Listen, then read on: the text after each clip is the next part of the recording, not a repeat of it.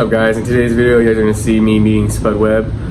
Me, my roommate Jacob, and my friend Diego, we all went to go to this little breakfast for the community. And it was just good to see him. He gave a little talk, so you guys will see that. And we were able to get pictures of him at the end, so you guys will see at the end of this video as well. Really cool to meet a former NBA player and a dunk champion. I mean, the dude's only 5'7", and what he did was awesome. So it's really great to meet him. Also cool to say that I'm taller than an NBA player. You know, you don't get to say that too often. But here's the video, and I hope you guys enjoy it. Talk to the kids because you know, they always see that you dunked and the people that announced that I actually played 12 years in the NBA. I'm impressed, but I won't keep you long. But I appreciate everything, and God has blessed me to, you know, run, jump, and play basketball, and I just try to give it back the best way I can. So I let them go ahead and ask the question. I hope they some good ones.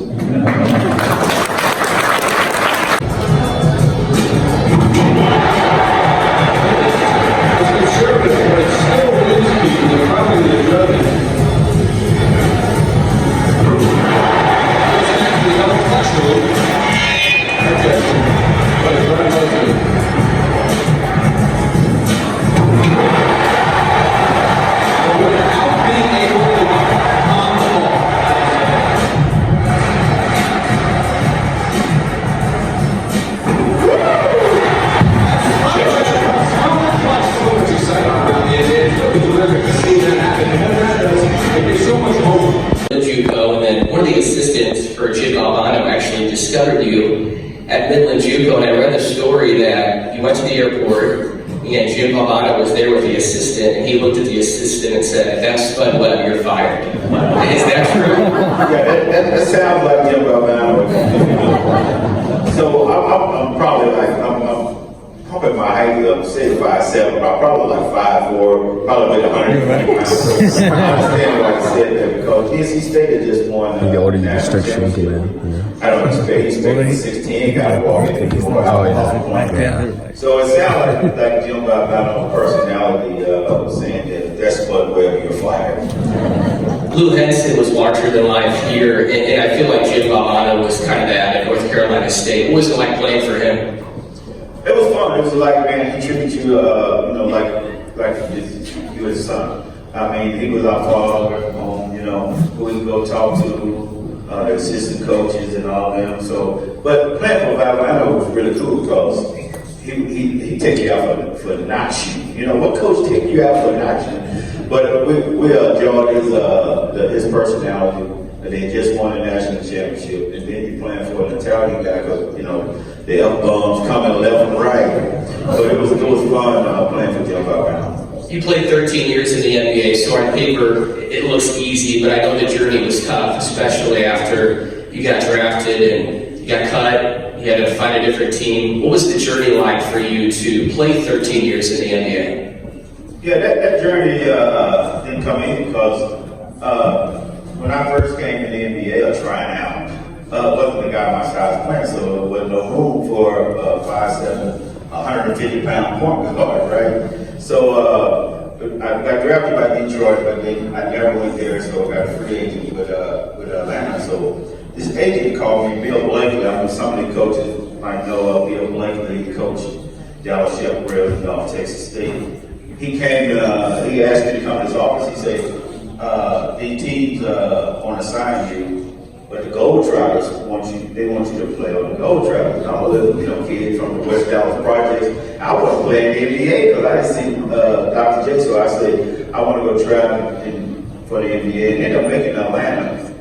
But, you know, it took a lot of hard work because at the time they had Dominique Wilkins, Doc Rivers, Tree Rollins, John Batter, Antoine Carr, Clifton. I mean, they had like a squad. But I looked at that squad and said, how do I fit in? And I noticed nobody passed the ball. So I passed the ball to everybody. And that's how I made it. I mean, these kids these days, they're dunking like 6th, 7th grade or not. But I tell the kids at the camp, they're like, when the first time you dunk? I was the summer before my senior year, and I probably was like 4'11". You know, I'm talking about, I said in the paper I was 5'4" because I'm trying to get a scholarship, right? And so I probably was like 4'11". It's an article. I mean, nobody has a newspaper anymore, but you can do Dallas Time Herald to get did an article, it's in there. I tell the kids that sometimes the next day I come back to the camp and they be like sizing you up. I should have played in the NBA then if you can play that side. That's what I'm here for. If you told 10-year-old Spud Webb he would play 13 years in the NBA, win a dunk contest, would you believe it back then? No, because as a kid back then, you didn't care about money, you didn't care about anything, you just wanted to play. So I never would have thought I played 12 years, but once I got in there, you have to work hard. Because God gave that gift to get in there, but you have to work hard to keep it. So I just tried to play as long as I could. I ended up playing overseas in Italy 1 year, so I got the opportunity to travel the world. Now that I'm the president of basketball operations of the Mavericks G League team, I'm like that person. It's good to see, but it's bad to see. With the G League, your career is still alive. You still have a chance to go to the NBA. It's just you're not playing in the NBA. But we have a lot of guys from our G League team that going to the NBA. Like Hardy, the Mavericks this year, he come from us.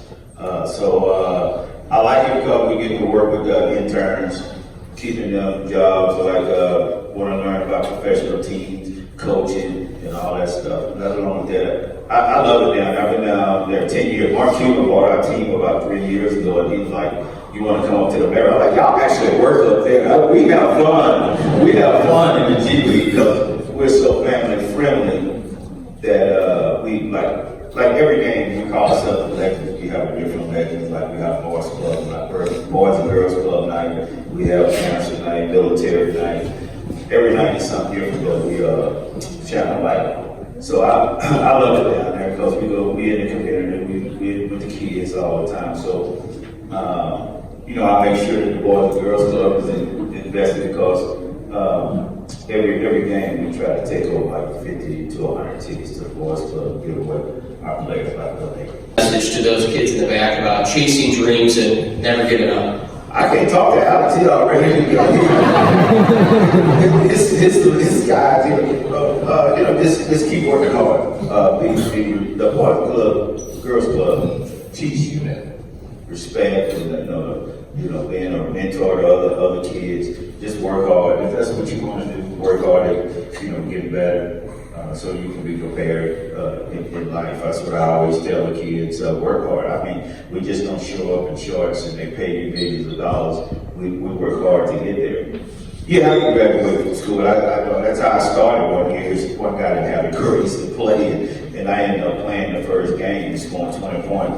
I tell Dominique this story all the time, but I ain't scored 20 points since playing with him because he shoot all the time. But that's what I tell him, man. Just work hard, stay away from drugs, things like that. I know I could win a dunk contest at 5'7", but I was indulging drugs and drinking and all that stuff when I played.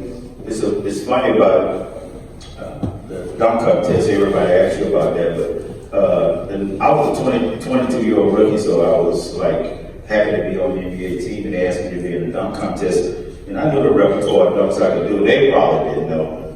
But the night before the dunk contest, I was on the Johnny Carson. Y'all know Johnny Carson. I'm telling y'all age now.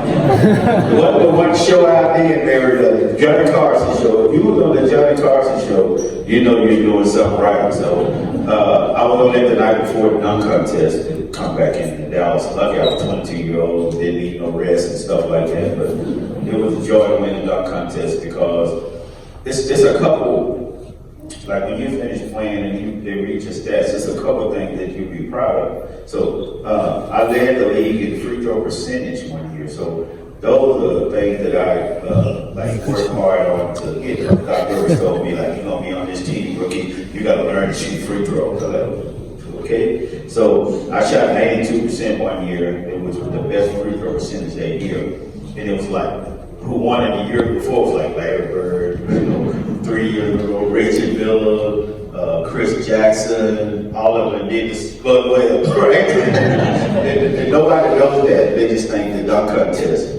And I have the most assists. I don't run out of time, y'all. By time, I had the most assists by a rookie point guard.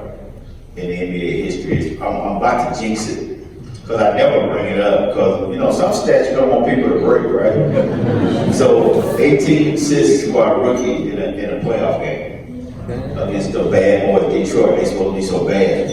And it's one of them is that like they got all the big three. You know, if you got like, you know, Anthony Davis, Russell Westbrook, or LeBron James. So there's only 3 sets of big threes that have scored the most points in a playoff game. 104 points by 3 people. You had like Hondo Havlicek and Bill Russell them back in the 50s. And then you got Harden, it's like Durant and Kyrie like 2 or 3 years ago. And then it's me, Dominique, and Randy Whitney.